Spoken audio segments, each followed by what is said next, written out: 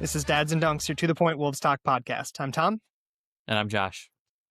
All right, Josh. So we couldn't wait for LeBron to make his decision to do another pod because this decision is going to take a while. We decided to hold off. We were both quite busy over the 4th and family and kids, but I'm glad we're back to do a pod. We've got LeBron Watch, which we have to do as a topic today.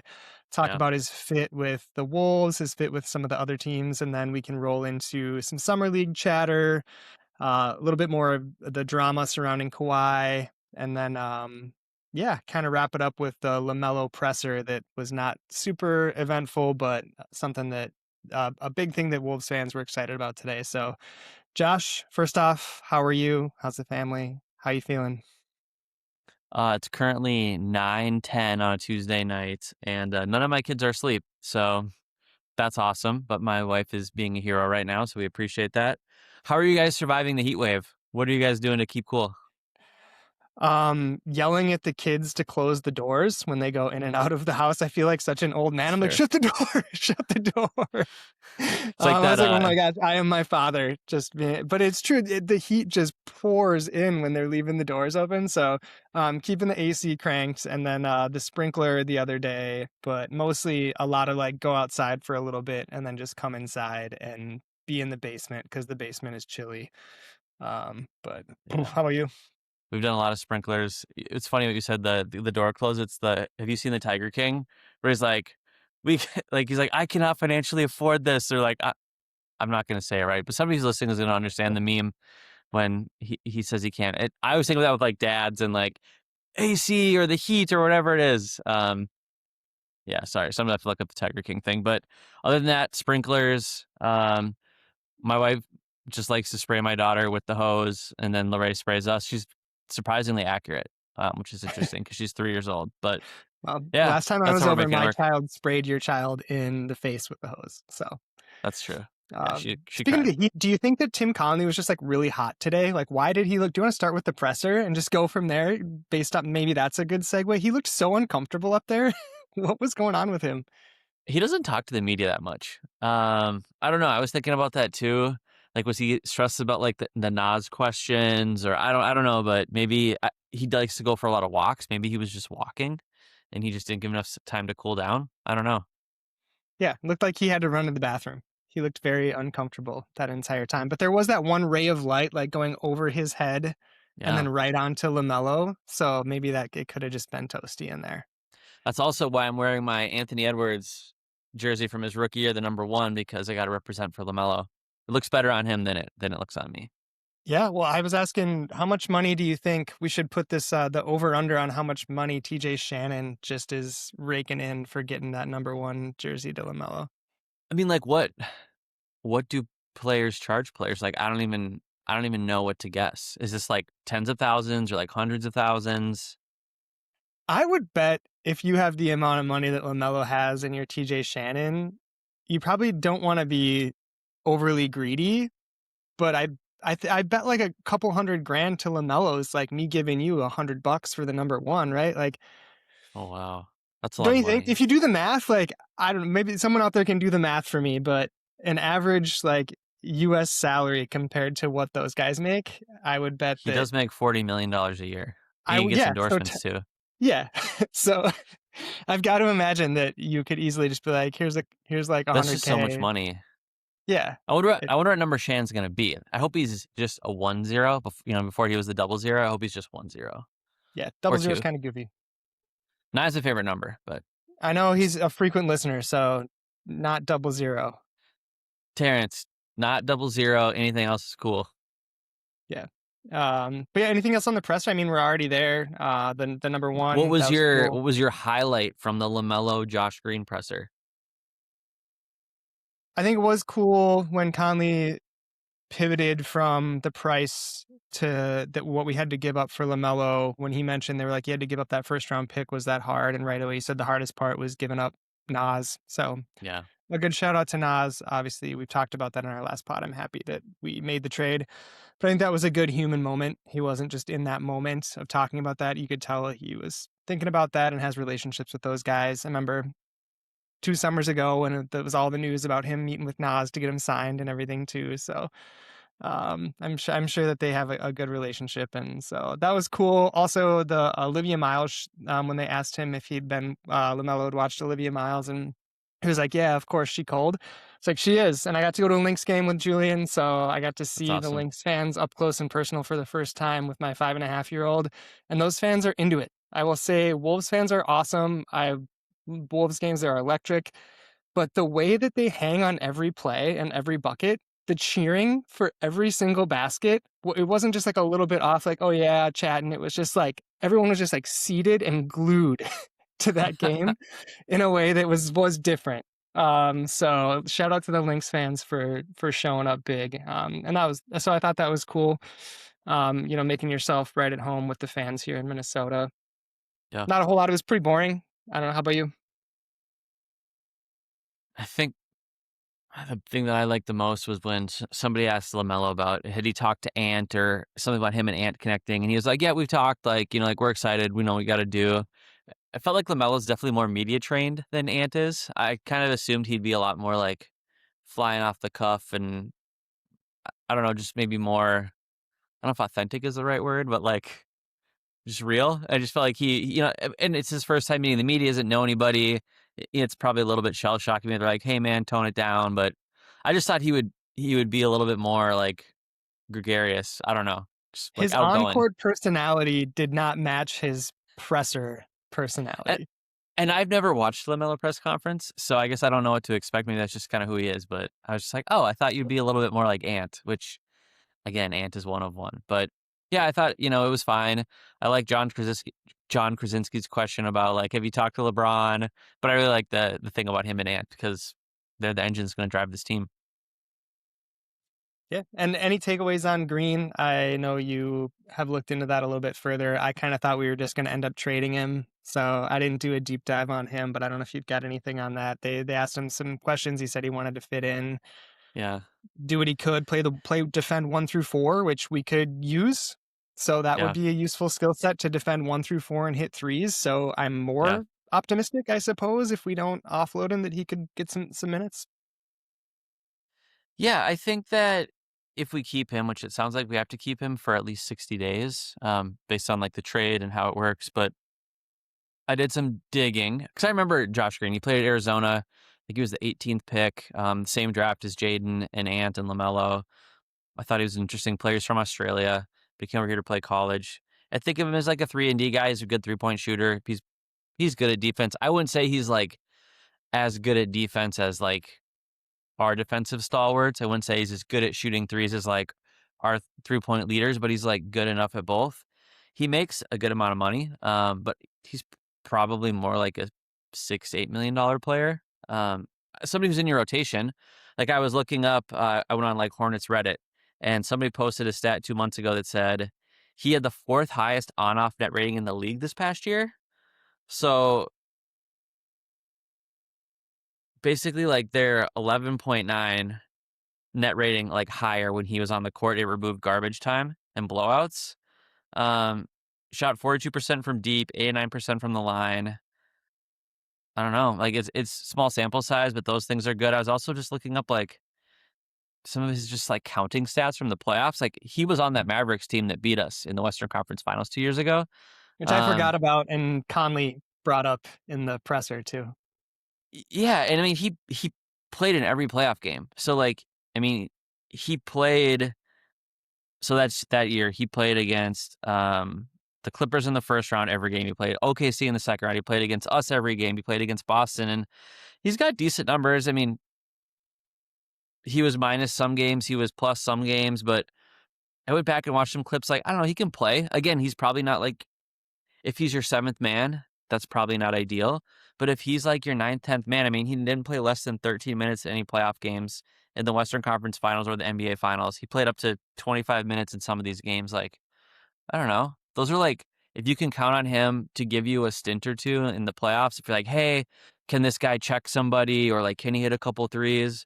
I think that's a useful player. Or maybe he's salary filler or he's an expiring contract. But I don't know. I'm interested to see what he can do. I think what we've seen is the ability to have like wings, guys who can shoot, guys who can defend is just really impactful. I mean, OG, Josh Hart, Bridges. I mean, those guys are at a level far beyond Josh Green, but like it's a similar archetype. So yeah, I think he's useful, and I think it's nice that we got another useful player in the trade because I don't know, we're a little thin right now. It's yes, and even if he was the seventh or eighth man, from what I'm digesting, is that if he were your seventh or eighth man making 6 to 8 million, that would be more palatable because you would have a little more to play with elsewhere. I just think he's making too much money for But they for had how to good match he is. salaries, Yeah. so like it was good. It made the salaries work. It is an expiring contract. I don't know. I think he kind of got paid because he was a young guy, and they're like, okay, we think you can get to this level. Maybe he's not deserving of the contract, but who knows? Maybe he shoots well from three and he plays good defense, and we're like, oh, this guy's totally a mid-level player. But I don't know. It's nice to have another useful NBA player. In terms of flow, I suppose it probably makes more sense since we're talking about bench players to go into summer league. Josh, I know Oh, you watched a little more summer league than I was able to watch. If you want to hop right into there, so we're talking about bench players, guys who could fill a role, your eighth, ninth man. There was a lot of buzz, so obviously on Twitter, on X, listening to other podcasts around Zion pulling and some Trey Kaufman Ren love. What's your takeaway? Rocco looked bad, but hopefully he's 19 and we can just let him play in the G League and develop. I think any hopes yeah. of him seeing any time this year may have been shattered by his summer league performance. Isaiah Evans didn't look awesome, but you watched more than I did, so I'm going to kick it to you to for your takeaways on summer league players. All right. Well, we'll save Baron J for the end. And he only played in the first game. So Zion Pullen, besides Baron J, was the best looking player on the team. I don't know if he's an NBA player, but I think you could do worse than him being like kind of that emergency break glass third point guard, almost like Jordan McLaughlin was for us for a while. I don't know. I think he knows what he wants to do on the court. He's got some skills. I don't think he's necessarily a great athlete, but he seems like a guy who knows how to play basketball. So I think he's good for that like level or that role. Rocco Zakarski, I was really hopeful that he would look good. He's almost as tall as Wemby. Supposedly he can shoot threes. He might be almost as tall as Wemby, but like he cannot move like Wemby. It was interesting to watch the first game. Like him and Baron J started together, but then they kind of alternated being the center most of the game. And like Baron J is smaller than Rocco, but like Baron J is much more of like a rim deterrent. He's much better rim protector. Rocco's big, but like he doesn't use it. He's just not very agile. He's not a good athlete. Um, and I was hoping he would show more offensively, and he didn't really wow me. So I don't know. I think he's 19. I mean, you can get better at some of these things. He's huge. I'm sure it takes a while to get used to your body. But I was kind of bummed out. I thought he was better from what I'd seen in the G League. I think he was like minus 28 or minus 30 in the last game, which we got blown out by. But he had decent counting stats, but he played very poorly. Trey Kaufman Rem is good at rebounding. I don't know if he's really good at anything else. I don't know if he's an NBA player.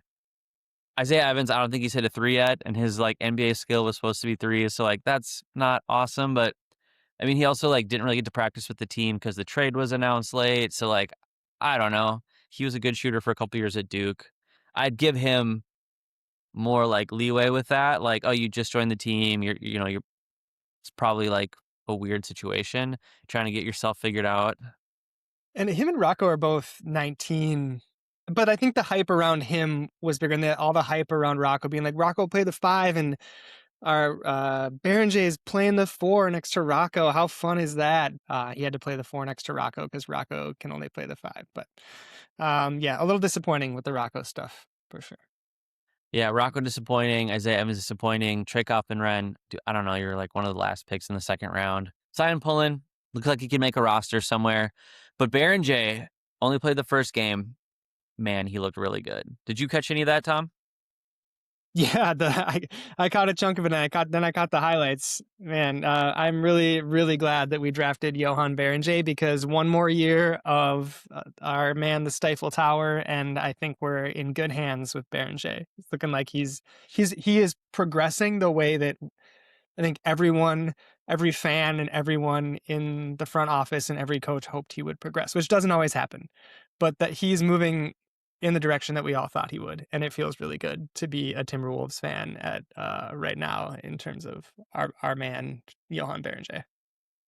Yeah, I mean, He's a great athlete. That's one of the first things. He clearly has gotten a little bit stronger, a little bit bigger. He's also like added a lot to his game. I mean, he shot a push shot, he shot some hook shots. He only made one of the hook shots. Um, he showed the ability to like drive. Like he had this one move where he like got the ball at the 3-point line. He did like an in and out dribble. He got fouled and he finished. I don't know. I was really impressed with that. His ability to like switch and defend on the perimeter. I think he's going to be a really good NBA player. I think he could, play good minutes right now. He's probably going to have to. If Rudy is your starter and he's your backup, I mean, what is that? 15 to 25 minutes, depending on Rudy foul trouble. Maybe he sits a couple games. Like I don't know. Baron J's in the rotation and looks like he's ready for it. He's ready. And if we end up trading Rudy, he'll start. But we'd have to get another center because he's going to be playing significant minutes at the 5, and we're going to need him to. But we have a hole at power forward. So do Yeah. you want to transition into the hole at power forward that is shaped exactly like LeBron James at the 4 and go to Yes. LeBron watch, even though I think people are probably getting a little tired of LeBron watch waiting around. It was a big deal when he first announced he was considering the Timberwolves. And I am a homer. I do love the Timberwolves. And Yeah. I also can criticize the Timberwolves where there are issues. But I do think that his fit with the Wolves makes a lot of sense. And I don't think it's just because I'm a Timberwolves fan. No, I think you're totally right. And the things that we've heard that he cares about, having somebody who can help defensively, right? Like that's Rudy, that's Jaden, that's Io. The ability to like not wanting to be like the number 1 or the number 2 scorer. Yeah, you don't have to be. Again, we've got Ant, we've got LaMelo. Um, I think he could really do the things that he's really good at, which is like being a connective player. He's really smart, high basketball IQ. He's a great passer. He can turn on when he wants to. I think Ant and LaMelo would like give him the space to do the things that he wants. But again, if he only plays, I don't know, 50, 60 games, like I also think this team can absorb that in a lot of ways. I think it's a really good space. I mean, we're definitely a playoff team. He's also a guy who like could really, I don't know, catapult us. Again, he fits the one weakness of our team. I mean, yeah, I guess he's old, so like there's a concern about his like durability, which is the same concern for LaMelo. I mean, for different reasons. So like I mean, there's also a reason that like you could get a LeBron James, right? Like you're not talking about like prime LeBron James, the best player, top 3 player of all time. You're talking about, I mean, a diminished version because of time, which is like no shade on him. But I think the things that he has, again, passing, IQ, also like, okay, if LaMelo is immature, like if this is LeBron's last year and he's here to win a championship, like LaMelo's probably going to have to level that up. And I think LeBron would just drag him along, or even Ant or Jaden. I mean, all these guys could learn from LeBron. He's one of the best players of all time. So yeah, I think it's a great fit. What do you think?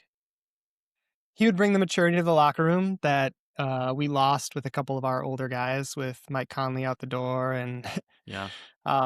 yeah, so I think we probably need a veteran player in that locker room, and he would fit.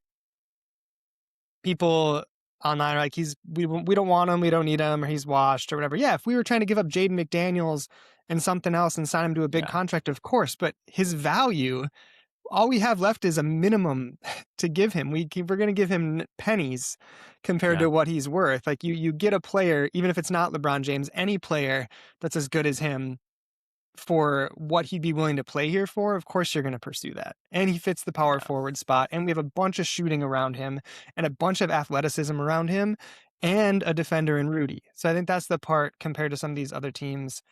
The one knock on it that people bring up is maybe he wants to be able to have the ball more, and with Ant and Mm. LaMelo, maybe he doesn't get the ball as much. But I don't know that is that what he wants. I feel like he just wants to win and have fun, and he's definitely not going to get that in Cleveland. Um, so I don't know that I buy that necessarily. And Yeah. Anthony Edwards had the ball in his hands more because he had to play point guard too. So I think that Anthony Edwards' share will come down. LaMelo's will stay about the same, and then you'll have more for everybody else too, because he won't have to be the person with the ball in his hands the whole time. But I just think he fits, and he didn't have a great shooting year, but we have a great shooting team, and people do still have to come out and defend him. He's still athletic. He can still turn it on defense when he wants to. He plays defense like Ant when it counts. He can step up and play defense in the playoffs, but he's got Rudy behind him. So I, I think it's a great fit.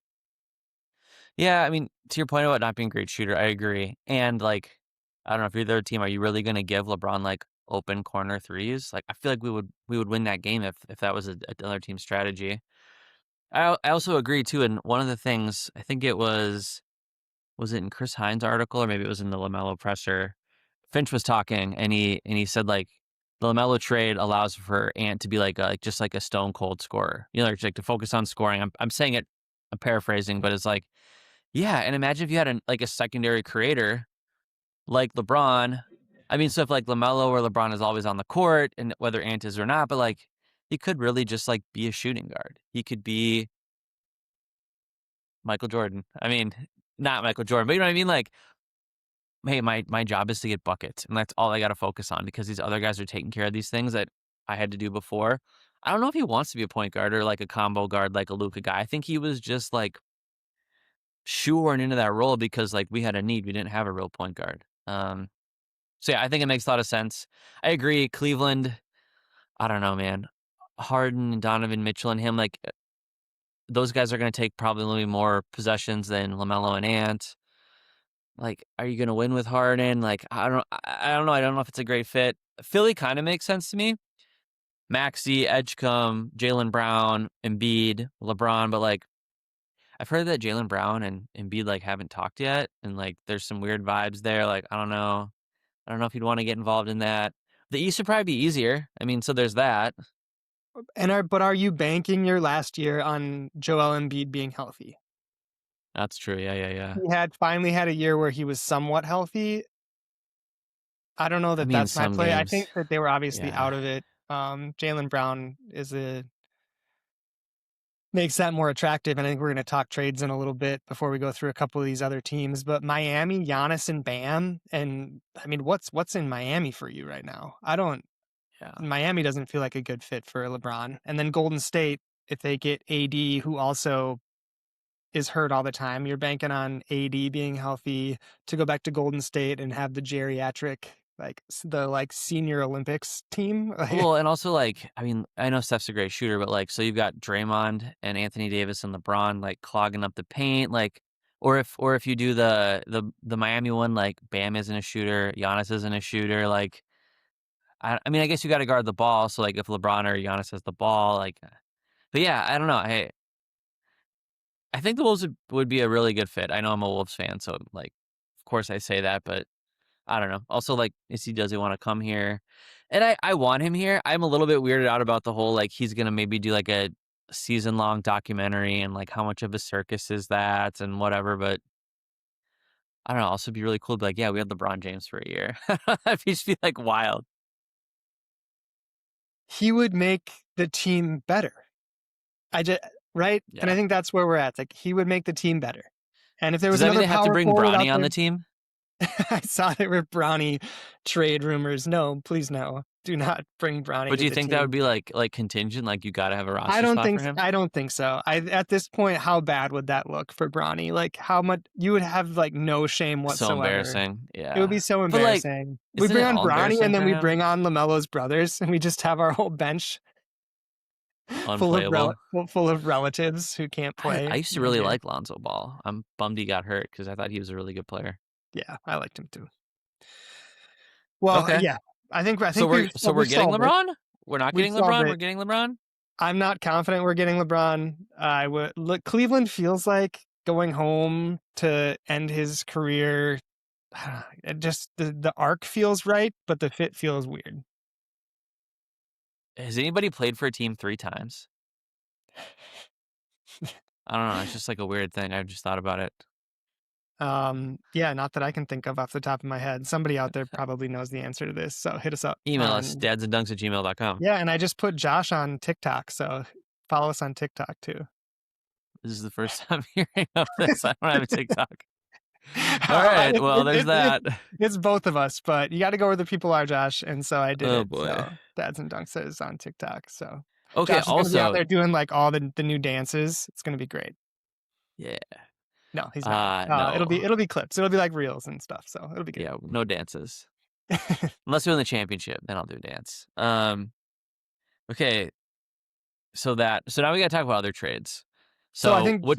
so. Speaking of Philadelphia, Jaylen Brown. Do you want to go there because Okay. that's one of LeBron's potential spots? That was a wild trade. I can't believe that's all Jaylen Brown is worth. I know he has a big contract, like a massive contract, and the NBA salary cap has not expanded in the way people thought it would. But you got Paul George, who's on a similar terrible contract, and like a couple picks. It doesn't make any sense to me. Like, unless they're like, okay, Tatum can take the Brown role, and then Paul George is like this ancillary piece. We can give Peyton Pritchard more usage.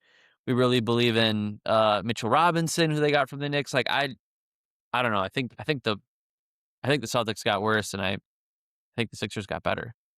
Does anybody think that this was a good trade?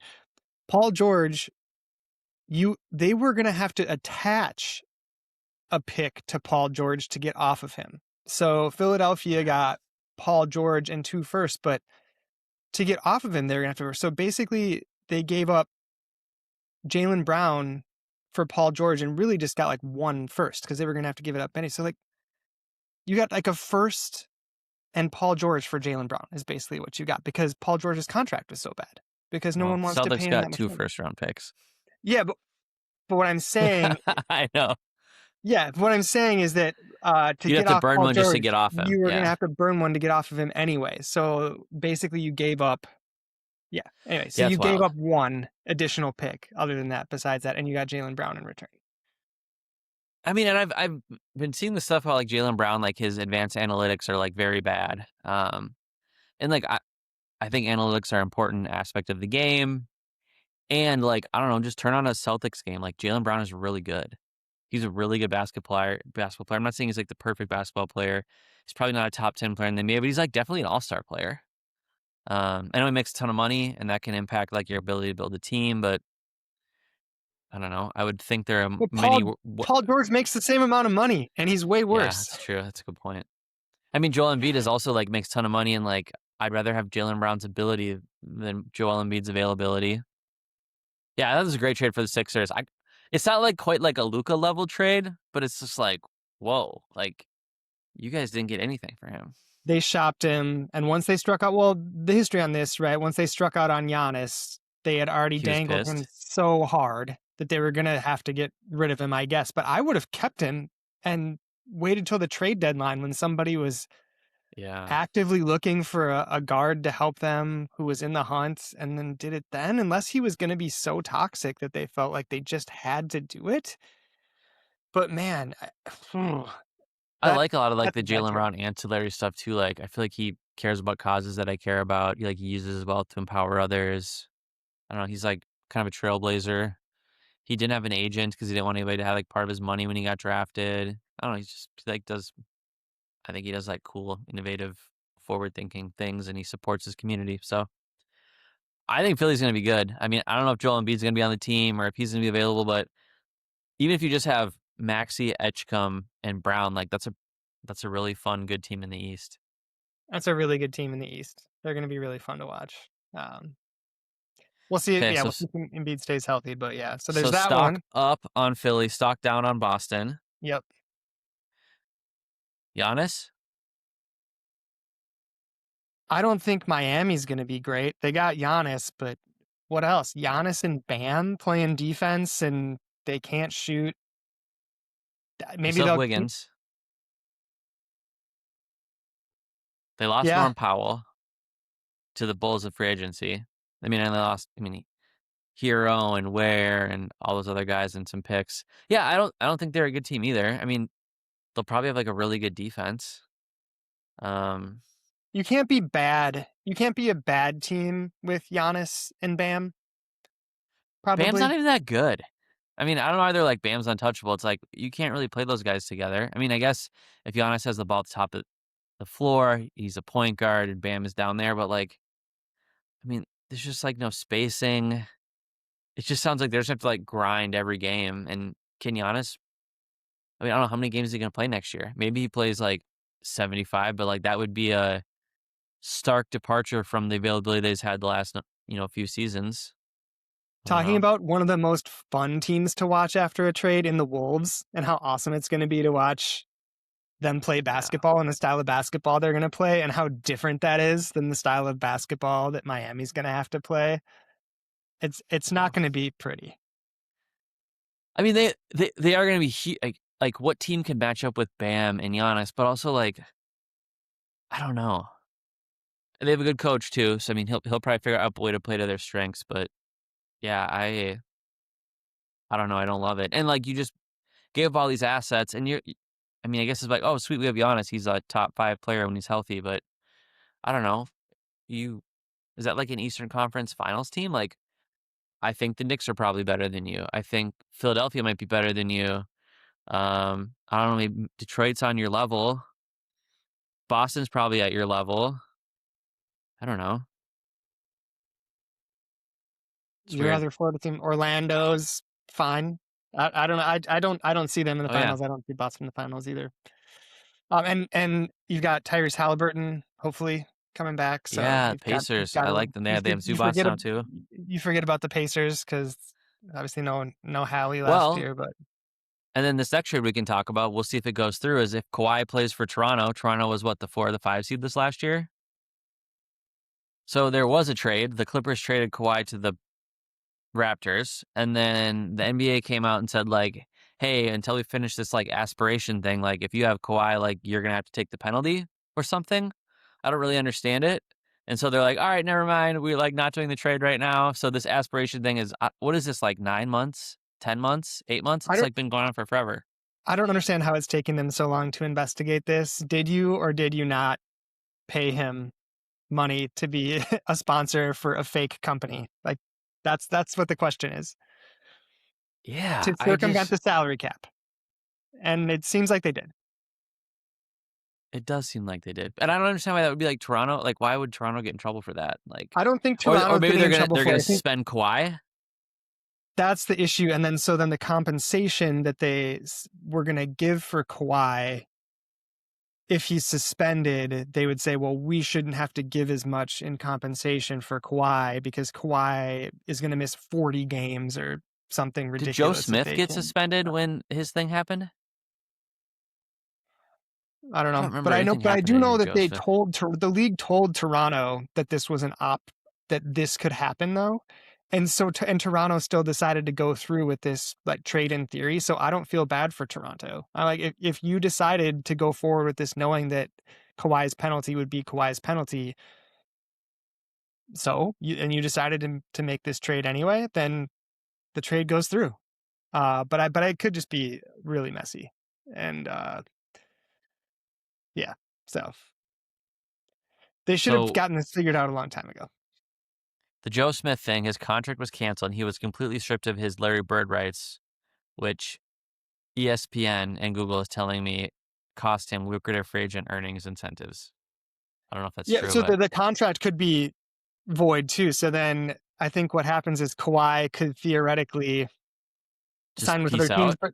but no team has cap space for him. So he could potentially sign for way less somewhere else, but like no one has room for Kawhi anyway. Sign for way less and like sign another aspiration deal. Like Target's gonna pay him under the table to come here. But I'm all Target for that. probably won't fold. Target, do that. Yeah, Target probably won't fold. I'm trying to think of, yeah. But if he's on the Raptors, my only point is like, I don't know, him, Scotty Barnes. I don't know. Like they were the 5 seed this past year. They have young players. I mean, they're getting rid of some guys. They're getting rid of Brandon Ingram. I think Brandon Ingram is like not a winning player. So like I think that's almost a net positive. You get off Brandon Ingram, Grady Dick doesn't really play, some first round picks, and you bring back Kawhi, like awesome. That'd be a fun team. The East is so different than the West in that any of them feel like they can contend with any of them. There's a few that are at the top, and then not even. Like there's a few that could be at the top, but it seems so wide open. And then the West is like OKC, the Spurs, and teams like the Wolves and Lakers and Denver nipping at their heels, trying to be a team that can knock them Rockets. off. And the Rockets. Speaking of teams that were in the LeBron hunt, would be Denver as well, but that seems a little goofy. Speaking of other teams who made trade, the Lakers took a swing for Kessler that felt like a lot, if we want to go to that trade. Yeah, I was gonna ask you, as the resident Laker hater on the podcast, like, do you think this like makes the Lakers marketably better getting Walker Kessler? Oh, your Losing face. LeBron and getting Walker Kessler. needed to keep their star happy, and it sounds like he wanted a premier Not center, DeAndre Ayton. and they well, yeah, yuck, DeAndre Ayton. But Oh my gosh. And so they needed to get somebody, and they couldn't wait, and so they overpaid a couple of firsts and some swaps for Walker Kessler, but he's a good player. But if you're losing LeBron and adding Walker Kessler and you're losing multiple picks, I don't know that that puts you in the same category as where the Timberwolves are at right now. And that's a big deal, 4-year, $130 million deal too. yeah, it's one of my friends who's a Bucks fan was like, "Oh, look, like what the Utah got for Walker Kessler like makes the Rudy Gobert trade even worse." I was like, I don't think so. Like, I'm glad Walker Kessler developed into like a good-ish player, but I don't know. I don't feel like this is like makes the Wolves trade look worse. I think the Lakers overpaid. I get why you would like maybe give him that contract, but to like have to give him that contract and give up those picks, I don't know. He also has been hurt a lot, and he's a big guy. Anytime a big guy has like foot, leg, knee issues, like that's not great. I think You they got, I might mean, be interested. you went all in with they re-signed Reeves too to a huge deal. So you've got Yeah, Doncic, Kessler, he's Reeves making as what your like big. LaMelo's making. I mean, I That's know your people big say like three. LaMelo's not a star, but like I don't think Austin Reeves is a star either. He's like he's a good player. Who would you? I would rather have LaMelo next to Ant Oh, than Austin Reeves. yeah. I mean, Austin Reeves is just as bad, if not worse, at defense. I mean, he's smaller. He's not as good of a ball handler. He's not as good of a passer. I don't know. Like, he's probably not as good of a rebounder. Yeah. I know he fits. Less potential defensively because he doesn't have length. In the presser today with LaMelo, they're talking about at least he's 6'8" and has potential to be in people's way, at least on defense with that length. I mean, it's also just the fact that like he's longer, he's bigger, so like you could put him on the other team's like worst offensive player. Doesn't matter if they're like a 1 through 4 because as long as they're not a center, LaMelo can like lengthwise, I don't know, kind of be there. It's like those like big air things that like the discount stores, like he could just do that and it's like somewhat disruptive. Yeah, LaMelo's way better than Reeves. But yeah, I don't know if the Lakers like I think we're better than them. So of the teams in the West that other than OKC and San Antonio, but even them, right? There Yeah. wasn't any major moves with OKC, San Antonio. They got They're Tobias Harris. yeah, they're very similar teams. Houston gets Van Vliet back and Adams healthy again. So Van I Vliet think Black's gonna be big. They needed a point guard. so I do think they just without making giant moves are probably naturally better again. With their full team, with Van Vliet especially, and then at the end of the year when Adams got hurt, they had so many rebounds, they missed so many shots. But again, to rewind, they got so many rebounds that they got so many second chances. So when Adams was out, that was a tough loss for them too because they still were missing shots, but they couldn't get as many rebounds and second looks. So and Denver hasn't really done anything. Jokic declined an extension. Peyton Watson, who knows? Portland gets John Morant. That I was mean, so weird. Poor so Mike that and Nori. yeah. Well, Mike Nori gets a 1-year prove it deal and then gets John Morant It's foisted also upon weird, him. like so you have John Morant who like I mean he has his things he's good at, but like he's a small defensive guard. Dame Lillard is coming back, a small non-defensive guard. You've got Drew Holiday, you've got Scoot Henderson. Like what I don't know, it's just kind of a weird I don't know, I think you have other players too, but that's just weird to me. Like I thought they were kind of a fun young team, not they had like a super high ceiling, but like now you're gonna bring in John Morant when you've already got Dame Lillard coming back. I don't know, I didn't get that deal at all. Not that they You gave got up very much. no, you got anything else for the West we could rank who had the best or who we think moved up the most in the West because that'll bring us back to the Timberwolves, and we can rank them towards the end here. And so we can loop this back before we wrap up this pod, because we've been through a lot, but I think that that might be a good way to end it, to see who we both think in the West had maybe the top 3 teams in the West in terms of best offseason. I think Utah is one of them. Okay. Yeah, they should be good. I think Darren Peterson's going to be really good. I think they got good value for Walker Kessler. I think Utah's going to be pretty good if they're healthy and they try hard. Not like, Which is not wild. like a top 5 seed. Wild to say though, because there's a lot of hype around Utah. We haven't really talked about that. They're a scary. Darren Peterson, Keontae George, Jaren Jackson Jr., Lauri Markkanen. I think Kyle Filipowski is interesting. Isaiah Collier's interesting. Cody Williams is terrible. Yeah, I don't know. I think it's an interesting team. I think the Wolves had a good offseason. Like, I think everyone's bummed about Nas, and I've seen some clips from the Hornets, and he looks just weird in their jersey colors, even though I like their jersey colors. It just doesn't make sense in my brain. I like getting LaMelo. He solves the point guard problem. We'll see what they do at power forward. I don't know. I think there's a way to just play it with the roster that they have. I'm also not opposed to trading Rudy Gobert, because I think Baron J would be really fun with those guys, and I think they're going to take a little bit of some lumps this year anyways. So I think we had a good offseason. I don't know. Those are 2. What do you think? What's on the top of your mind? I think the Wolves got better. I think that they got better. There's less depth, and we have a power forward issue, but I do think the Wolves got better. The Wolves got more fun, at the very least. Like I said, you gave rid of a first and essentially a bench player who was going to. You got rid of Julius too. Julius was a fun sucker. Yeah, and Julius, I think that's addition by subtraction, unfortunately. Yeah, I'm sorry, agree. I was kind to Julius throughout the year last year. More kind than you. But it was addition by subtraction, and we'd give up a first and a bench, essentially a bench player for a top 5 point guard who's really good. If he can stay healthy, I think that's a win. Utah, that's a fun team. I wasn't thinking about them much, probably because it's Utah, but that is going to be, I think they had a really good offseason. And then I think that back to Van Vliet being back and Adams being healthy and Katie, they were right in the mix without a point guard. And then Adams got hurt. So I think that just addition by I think that they're going to be good too. And San Antonio, again, didn't do much. OKC didn't do much. So I think I'm going the Wolves at the top of teams that can really contend.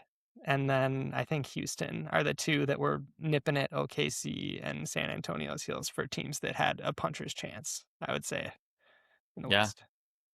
You'll have to talk later about what we think, how the season will end. But I'm excited. I think maybe the grade is incomplete for the offseason because they got to add another player. We'll see what happens with LeBron. I also wonder if they've been waiting for this LeBron move, because if you're going to add LeBron, you probably have to have Rudy. But maybe if you don't add LeBron, then maybe you pivot and you do dump Rudy for other things. I don't know. Or DDV is part of that. I don't know, but we'll see. But I do think there is at least another shoe to drop with the Wolves. Maybe it won't be a huge move, but I think it's going to be something. It feels like it. Stay tuned. All right, this is Dads and Dunks, your To The Point Wolves Talk podcast. Follow, rate, like, subscribe, and tell a friend. Go Wolves. Go Wolves.